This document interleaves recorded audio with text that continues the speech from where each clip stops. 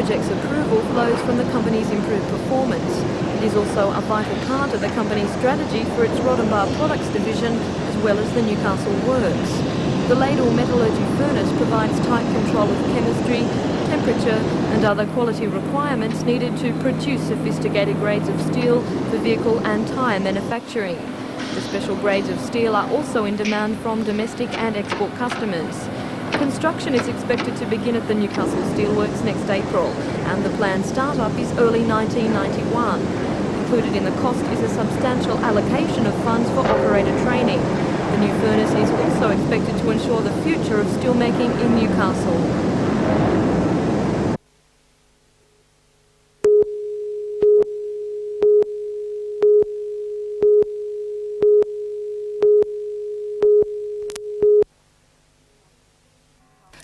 Newcastle sources revealed today that Newcastle Consortium, GavEng, is bidding to privatise and electrify the important rail link to the northwest, providing a cheaper and more efficient transport service for Newcastle coal and other produce. GavEng was unable to confirm or deny the application today, but it is believed the government is to call for expressions of interest in the middle of next year. The bid is estimated to be worth the equivalent of one frigate, more than $300 million. The companies concerned are Guninans, Alco Steel and Varley Engineering Group. It is understood if successful, the consortium plans to electrify the line and build new locomotives and rent the service to the government on a per tonne of coal basis. It would be similar to the road toll system, which is then handed back to the state at the end of an agreed period, the government source revealed. The link would connect with the ULAN line, which carries 30 million tonnes of coal from the port of Newcastle. The coal haulage from Mudgee and Gunnedah converge at Muswellbrook. The net result will be cheaper haulage, faster transit and an improved passenger service. This will be through more efficient with pleasant surprise by Newcastle Chamber of Commerce Chairman Mr Peter Rundle. Yes, we're pleasantly surprised because I think it was raised as an election issue before the state election, and the government's taken it on. We are very happy about that.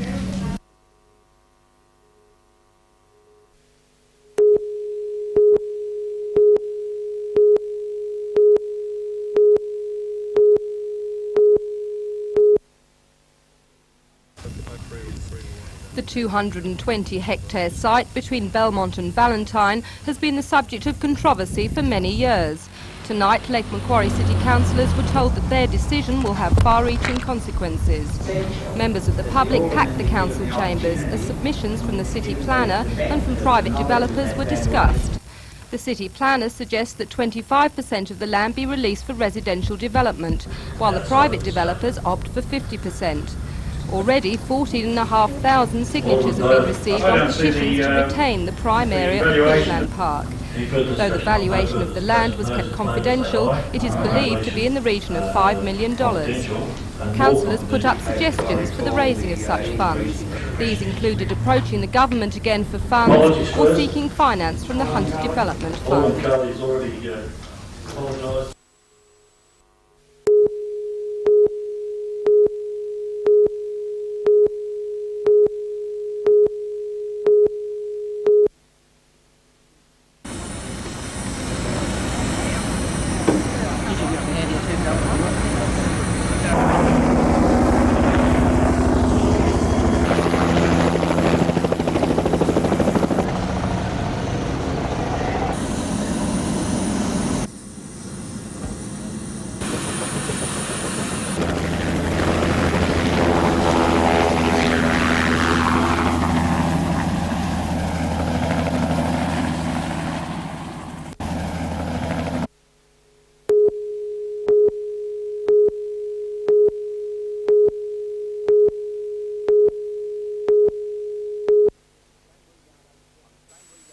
On the same rebound ace surface that will be used at the Australian Open in January, the field of 8 touring players will be able to gain some valuable practice before the Melbourne tournament. Ivan Lendl heads the men's group, and his opponent in the first round will be Australian John Fitzgerald. Lendl's world ranking has slipped to number 2, and his coach Tony Roach is aware of Lendl's desire to regain the top spot. I spoke to him the other day after he'd just lost to Becker in that great final at the Masters, and he said it just summed it up. He served for the match with new balls, and he said it's been one of those years. It was a disappointing year, and he said let's get on with 89. He said I'm coming out to play your tournament. I want to win it. I want to get some confidence going into the Australian Championships. And Fitzgerald has won over $500,000 this year and will be a tough opponent for Lendl. Making up the four will be Karlui Steve, who last weekend helped West Germany to a brilliant win in the Davis Cup. Along the way, Steve defeated world #1 Mats Wilander, and his clash with Aussie Wally Masur should be interesting. Czechoslovakian Federation Cup player Jana Novotná heads the ladies, and she's drawn Liz Smiley, who's looking forward to the clash. For world tennis. I've drawn the foreigner in the field. That'll be interesting. You know, Jana and I don't think we've ever played singles before, but we've played doubles on several occasions and a couple of times with each other. So I know her game quite well, and obviously she knows mine pretty well too.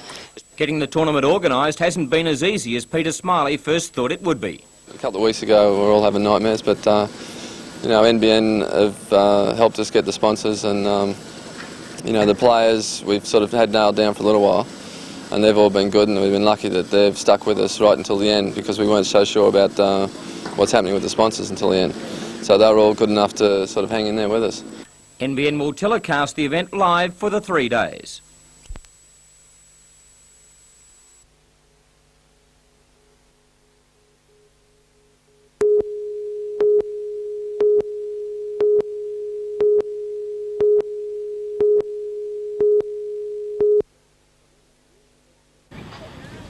For many years, the residents of the Blanche Street area of Lemon Tree Passage have enjoyed a peaceful coexistence with koalas and native birds from the adjoining bush. Now they claim they are in danger of losing their idyllic environment to increased traffic, noise pollution and too many people. The focus of the residents' anger is a developer who wants to build 33 townhouses on a 1-hectare block. The residents say if that goes ahead it will destroy the area, and have collected 420 signatures supporting that view. Everybody we've spoken to is against it, even the shopkeepers. They just don't want to know. Not this sort of building, not in Lemon Tree. We don't want another tourist area. The residents claim the block is a haven for wildlife which will disappear if the development proceeds. They also claim properties below the development will be affected by sewage seepage as a natural spring runs through the land. Two of the angriest are Bob and Pat Cullinan. 2 weeks ago they moved from Bankstown to their new house which adjoins the block. It's something we've dreamed about. We've looked all the way from Foster right down to Nelson's Bay, Shoal Bay, and we happened to by accident come upon this place, and we were both overjoyed at the trees, the However, bird for life, Bob and the Pat, koalas, that joy was to everything be about it was what short-lived we wanted. indeed. And then 3 days after we arrived, we see a notice in the paper that they're going to build 33 townhouses. The developer, Alan Ringland of Madawi, says the residents must accept he has a legitimate right to build the units. He says the wildlife should not be overly affected, as the development will proceed slowly and as many trees as possible will be retained. He also claims the units will not create a runoff problem, as they will conform to very stringent specifications. Submissions for and against the development close at the Port Stephens Shire offices tomorrow. It will then be up to the Development Assessment Panel to make its recommendation to Council. The Council does not expect to make its decision until late January at the earliest. However, even if the proposal is rejected then, it won't necessarily be the end of the story. The developer may appeal to the Land and Environment Court, in which case the fight could begin all over again. Ross Hampton for NBN News.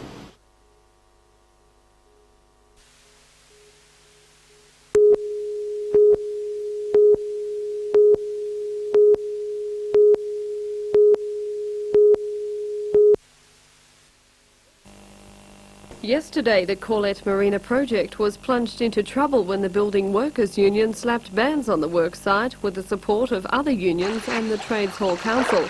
BWRU Secretary Terry Maudsley said the move was in the best interests of Corlett, saying the planned 90-berth marina and 60-unit motel would destroy the water flow and ultimately the local beachfronts. But today, Ian McAndrew of the developing group Anchorage Port Stephens labelled that as baloney. Mr McAndrew said extensive studies, including examinations of tidal and current charts dating back to 1951, and proved there would be no effects to the local beaches west or east of the development, with only small sand deposits possibly resulting at Corlett Beach. I would He added invite that them his to have a company look at had the made a site, commitment to because Port quite Stephens frankly, Shire the Council ship to clear any extra sand regularly. He also labelled the green bans as a waste of time, because no work would be starting anyway until an environmental impact study had been presented to Council. But at the request of the Port Stephens Council, several changes had been made to that study and it will be now presented in late January.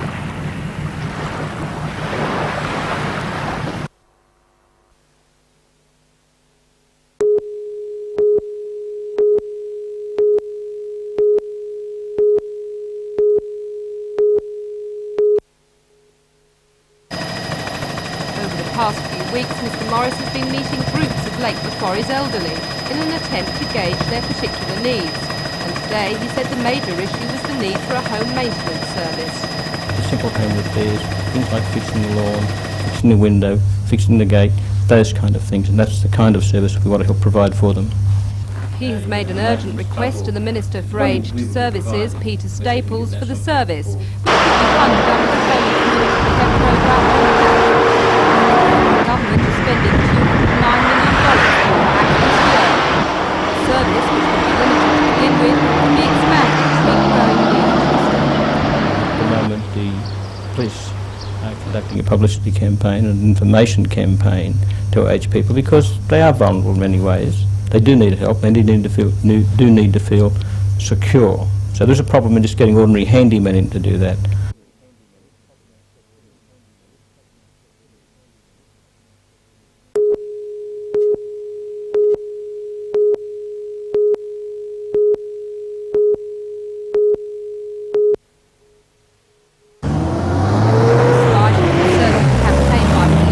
There is still a growing number of deaths on Newcastle and Lake Macquarie roads. We've increased from a total of 27 last year to 38 this year. That's over a 30% increase. Last year, 1,200 drivers were charged with drink driving offences in the Newcastle district. This year, the number has risen by 25% to 1,500. Well, our main problem so far this year has been the drink driver. The more random breath testing we do and the more people that are detected, we still find that there's an increased number of accidents where alcohol is involved. Police have doubled their random breath tests this year to 90,000. With the use of unmarked cars, it is 10 times more likely that drink drivers will be detected.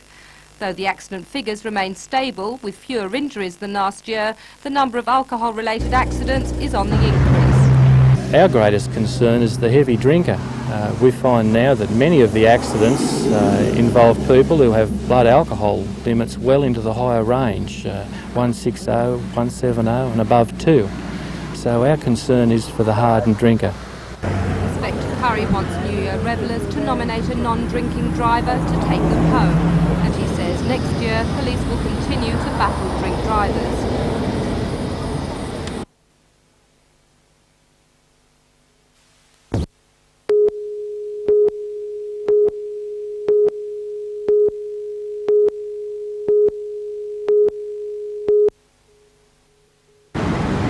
Rips have been running along most beaches.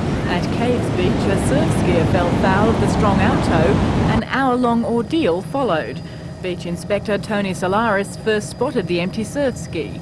Setting out in search of the missing rider on a rescue board with a torpedo buoy to bring the man back to shore, he encountered more problems. Locating the man and his companion about 1 kilometre offshore, the beach inspector was knocked from his own board by a large wave. Attempts to get back to safety seemed hopeless. Help was eventually spotted half a kilometre further out to sea. When we saw the fishing boat, we decided that the best course of action was to swim to the boat, and all the while we were swimming, we were signalling and yelling, and they finally heard us, pulled anchor and picked us up. The men were delivered safely to Coon Island in the Swansea Channel. Several Newcastle beaches were closed today because of the mountainous sea. At Nobby's Beach, 3 men were knocked off surf skis and carried a kilometre out to sea. They too were picked up by a small fishing boat. Late this afternoon, police said even very experienced board riders and swimmers have been running into problems. People are now advised to check with beach inspectors before venturing into the water. Belinda Borissow, NBN News. It's my hair on one side.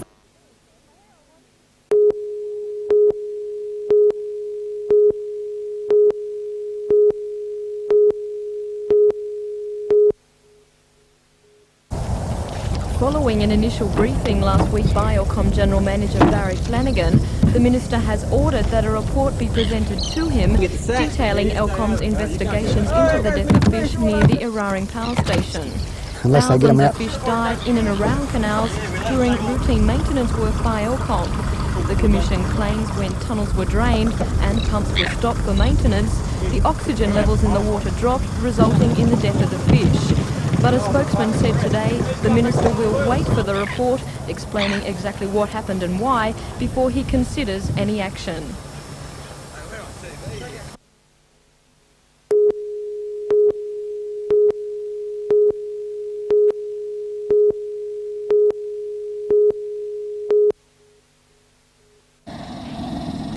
Any kinks accumulated by the players over a 2-week Christmas-New Year break were soon straightened out late yesterday afternoon at the night's first group training session for the year. In fact, the team has not been together for a full training session since the first week in October. However, since then, they've been putting in the hours each week in the gym and sprint training twice a week. With some smart off-season buying, the Knights have been bolstered, especially in their back line. Now they are super confident of finishing higher than last season's third bottom spot. Amongst those at training were Michael Hagan, who has appeared in 3 grand finals with the Canterbury club, former Eastern Suburbs rooster Gary Worth, and John Allenson from West. Those new signings not in attendance were Mark Sargent and Peter Johnston, who are expected in Newcastle in the next few weeks, British international Des Foy, who arrives next month, and the 2 New Guineans. The Knights' first game will see them take on Wests at Toukley on the 5th of February. The first game at the ISC will see Newcastle up against Parramatta on February the 26th.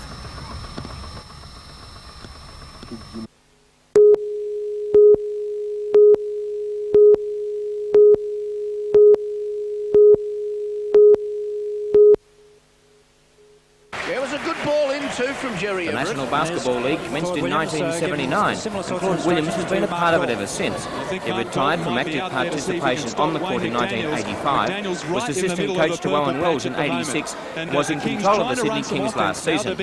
Williams, a quiet achiever, is looking forward to this year with the Falcons under the tutelage of Ken Cole.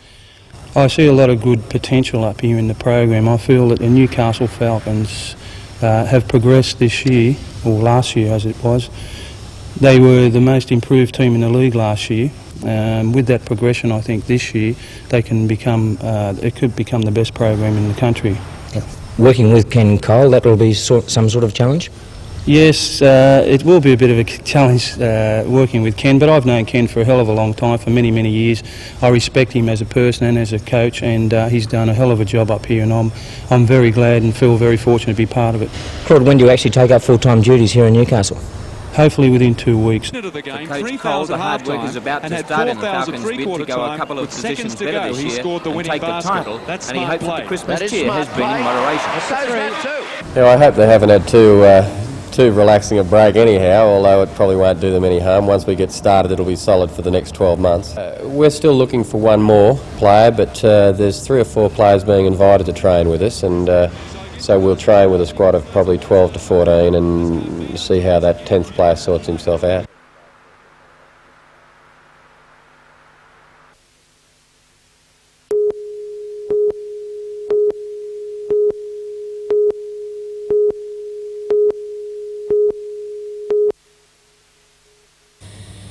It was shirts off and down to the serious business of practice for both Lendl and Steve in conditions that were more in line with the sauna. The intensity with which the players and Steve's coach Chris Lewis went at the session would leave the mere mortal faint with exhaustion. But you don't become a great player without putting in the hours on the court. Playing a series of extended tie breaks with 2 players serving to a player who returned, a penalty system was engaged to add extra pressure, and if you failed, another 20. Steve is setting his sights on the Australian Open Championship beginning Monday week in Melbourne, and for the hero of the Davis Cup, his preparation couldn't have been better. I think it was the best preparation I could get. We had every day great practice, and I think it was the best preparation I could get for the following tournament. Is there any part of your game that you've worked on specifically while you've been here?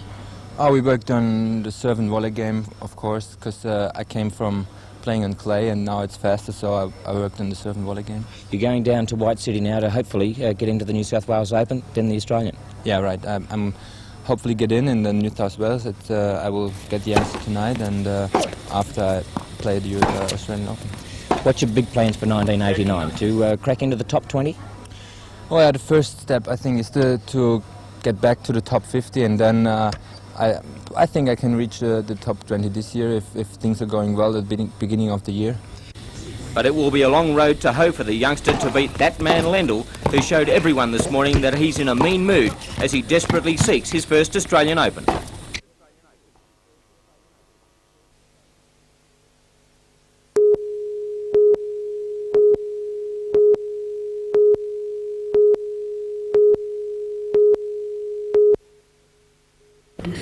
In the last a philosophical Marie Callaghan today admitted if she had to choose between her job as mayor and a new jail for Cessnock, then a jail it would be. But she's fearful of what another prison may do to Cessnock's fledgling tourism industry. With $250 million worth of tourism developments earmarked for the town and its growing recognition as the home of many great vineyards, council is fearful a new jail may cause problems. The spokesman for Corrective Services, Minister Michael Yapston, said today if Cessnock was pinpointed as the best site, then Cessnock it would be. If the building application was put to council and rejected, the government would simply go over its head and appeal, the spokesman said. And right now that course of action seems very likely. The Corrective Services Department already owns a large piece of land adjacent to the town's present minimum security prison, and Alderman Callaghan admits it's the right size, the right spot, and a far cheaper alternative to buying land in the other shortlisted shires. In the hunt at those shires are Maitland, Scone and Muswellbrook. Muswellbrook and Scone said today they would welcome such a development with open arms, though neither were able to pinpoint a suitable site at this stage. Maitland, however, was noticeably less enthusiastic, with the council spokesman saying the shire had never actually shown any interest in the plan and that they had no site in mind. Corrective Services inspectors are expected in the region in the next few months to view the councils involved and speak with concerned citizens. Meanwhile, slightly less controversy should surround the arrival of yet another state government inspection team here to review air services at 5 Hunter aerodromes as part of a statewide program. 3 options are being considered: the renewal of the licences of the present air operators, ending the current licences and appointing new operators, or adding new operators to those airports. A spokesman for Transport Minister Bruce Baird says it seems likely the additional operators will be added to most Hunter services. Belmont has been excluded from the plan because it is privately owned by Aero Pelican. The recommendation is expected to be before the Minister by the end of May.